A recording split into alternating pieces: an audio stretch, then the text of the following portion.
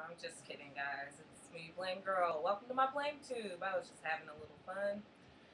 I'm not doing the Zooby Zoo video today, but I am back to talk about Trayvon Martin again. Surprise, surprise. No justice, no verbal peace. And I say no verbal peace because I want to be clear I'm a nonviolent person. I think we are civilized people and we can handle things nonviolently, especially as Americans. And this is an American issue, this Trayvon murder. So, if you hadn't heard, which I'm sure you have by now, Trayvon is the 17-year-old black kid that was murdered by George Zimmerman, a 28-year-old man that was a neighborhood watchman. And there's no one really to just give straightforward evidence about what happened. There's all these different calls, and the case happened at the end of February and has gained a lot of traction from social media. Zimmerman was not arrested, and that's why so much traction has been gained in the case. So, I'm here today to actually talk to you about the rhetoric that's making me sick to my stomach. Okay, folks? And who's to blame for all the rhetoric? Well, there's a political aspect, there's a commercial aspect, a racial aspect, and a fashion aspect. So let's get to those. First of all, the political aspects. Now, when I first started writing about the Trayvon case, I mentioned that President Obama hadn't spoken, and this was before he had spoken. And I said that once he came into it, he would bring his politics into it. He was asked a question about it, and he answered it appropriately, in my opinion. He said, anyone would be sad, blah, blah, blah. But then he ended by saying Trayvon would, if he had a son, Trayvon would look like him. And what happens? Of course, conservatives lose their, minds. They go crazy. They're all over Obama. Newt Gingrich, who's running for his job, who's very out of touch with reality because he's still running. Newt Gingrich had the nerve to say that it was just outrageous and, President Obama shouldn't have brought race into the discussion. And, but it's okay for Newt to bring race into the discussion when he's in South Carolina, isn't it? When he's talking about entitlements, for example. So I knew once the president had anything to say, conservatives would have a lot to say, and it's gotten crazy and disgusting. So, right-wing sites have actually put up a fake picture of Trayvon. And then, later they retracted it. But the fact that it's okay to put up fake stuff or, lie, like Andrew Breitbart started this legacy about, getting everybody all hyped up and then saying, it not being true or not as good as he said it was going to be, like this photo of Trayvon flipping the bird. So that's just an all new low. And conservatives, you wonder why people are like can't stand you. That's disgusting. It was Tweety or some site, Twitchy, I think.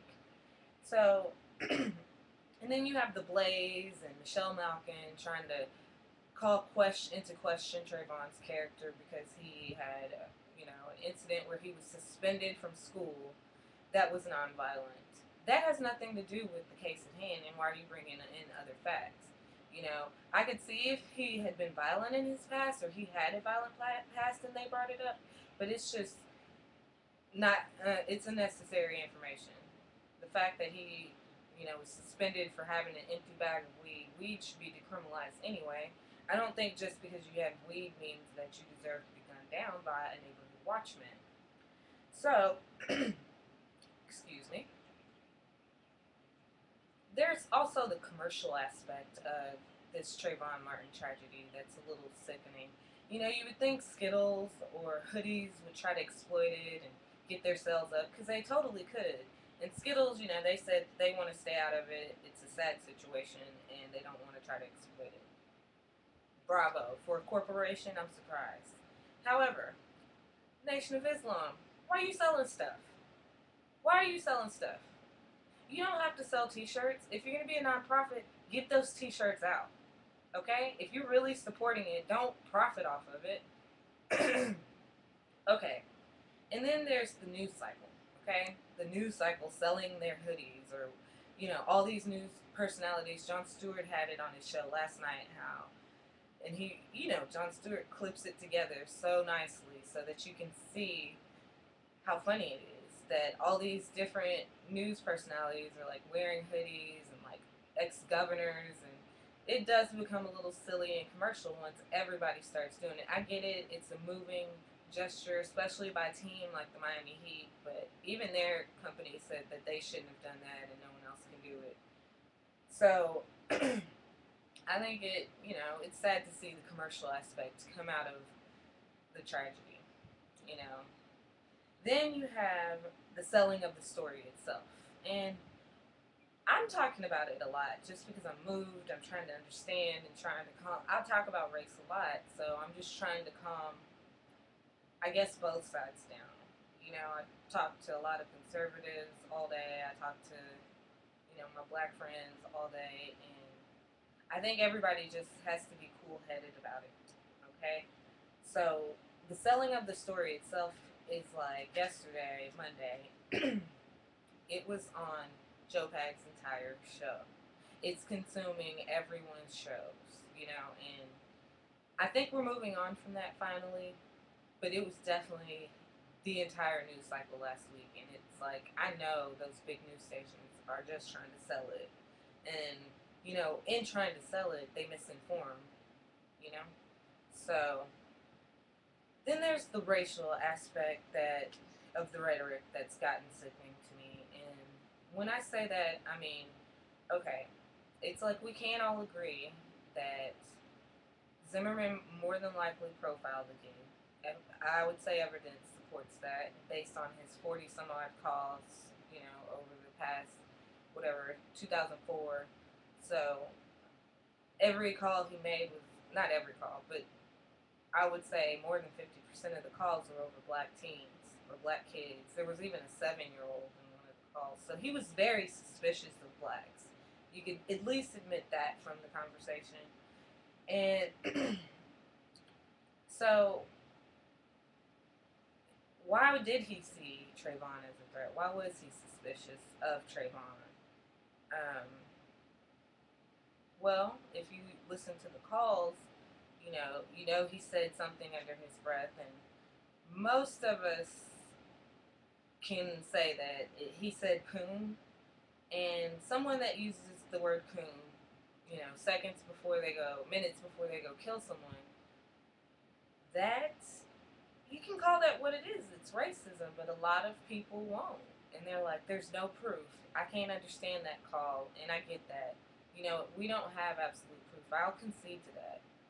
But we do have, other stuff surrounding this guy calling and, you know, calling all the time on blacks and just even killing black teen, an unarmed black teen, because he thought he had a gun, and he didn't. He had skills. So that shows, this guy was overly sensitive to black people. And if you don't see that, I can't make you see that. I will say I've talked to blacks, whites, and most whites are in consensus that, you can't convict the guy just yet. But most blacks are in consensus that, yeah, this guy we would think he was prejudiced. And it's just so that maybe if you can't take anything from it, you can take the inside of a black person's mind and how they would perceive it. Because most of us perceive it the same. I'm aware of George Zimmerman's friend coming out and speaking out for him, but that doesn't mean anything. That guy wasn't there. I don't know that guy. But I know George Zimmerman constantly called the police on black people. I know he found this kid suspicious because he was, in a hoodie?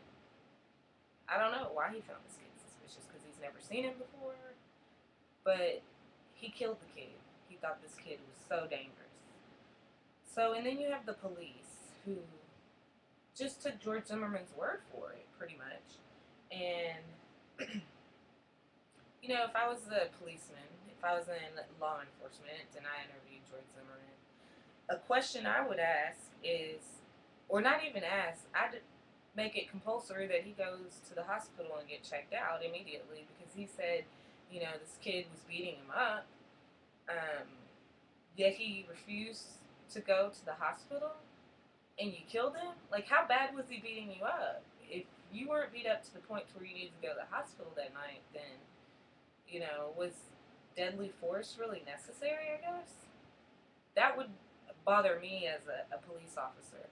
And then we also know that the police officers, they gave Trayvon a background check and a drug test and failed to give the shooter one. And it's just like, it seems like logic that you would just drug test this guy who just fired a weapon and background checked him to see if he's ever committed a crime, a violent crime. Because if they would have done that, they would have found out, yes, he had. So, you know, we can ask all day why the police didn't investigate it and pretend that we don't know that blacks are treated differently when it comes to the justice system. It's funny because a lot of my libertarian friends won't admit it in this instance, but they'll admit it when it comes to drugs. We know that blacks are mistreated in the justice system, and why can't you just call this what this is? This area was kind of known for, racial problems. And another thing, George Zimmerman, who was white, Latino, no one can agree on that either because the whites don't want to own up to him, and, Latinos. His dad says he's a Latino, but I think his dad was a Supreme Court magistrate in Florida, and I think his dad's just trying to save his family's reputation by coming out and saying that Mr. Zimmerman wasn't a racist and this and that, and he's a public figure, so he has a reputation to protect too. Why would we believe the kid's father? You know, the man's father, I should say. So, definitely, I don't know if they drug tested him before when he had, I believe it was a domestic violence and one just assault. I don't know, I'm sure they would drug test him, so why would, I don't know. It's just like, if the police would have done their job, we wouldn't have all these questions. Zimmerman wouldn't be tried in the court of public opinion, and it wouldn't be so upsetting to all of America in different ways. So, another thing is the right wing when it comes to the racial aspect. It's like the right wing, they are so quick to try to stick to the narrative that they would make a fake picture of the kid being a little, badass, I guess. That's not right. Um, I can't believe they would try to paint the dead kid as like a delinquent. What, to protect your gun rights? Like, what? I don't see the point in it. To make you look more racist, right wing? I'm talking to you. So, and then they forget to tell stories like Trayvon saving his dad from a burning building, but they'll tell you that he had an empty bag of pot at school. So, what about fashion? The fashion narrative that Geraldo Rivera brought into it. So many people are talking about hoodies and how hoodies are to blame for Trayvon's death. And it's not the hoodie, it's the man wearing the hoodie. And what's funny too is Fox pulled their hoodies after Geraldo made that statement. But last night I was watching The Daily Show and they had a great segment with Wyatt Cenac and John Oliver. And it had, John Oliver, he had his hoodie on, and Wyatt Cenac, he had on a bowler cap with a fan on it. And it was so hilarious. And they were like, why are you just like that? He's like, this is the least threatening thing I have. He's like, really, it doesn't matter. He's like, I could, go and have on a bow tie in a suit, and I'd still be threatening. Nation of Islam, we're talking to you. And you are kind of threatening, especially putting bounties out on people's heads. And that brings me to my last point. Bounties, vigilantism. That's why we're upset, because vigilantism is wrong, and you don't solve vigilantism with vigilantism. Without the law, you don't have the order. And I'd like to live in a society with order. And, you know, the order will bring justice. Okay? The order will bring justice. And without justice, you will have no verbal peace from me. And I hope that's what everyone else means when they say no justice, no peace. Keep Trayvon's memory a good one and don't turn it into some racial violence, thing. Okay? Alright. I'm glad I had this opportunity to do another video for you guys, and let me know what you think.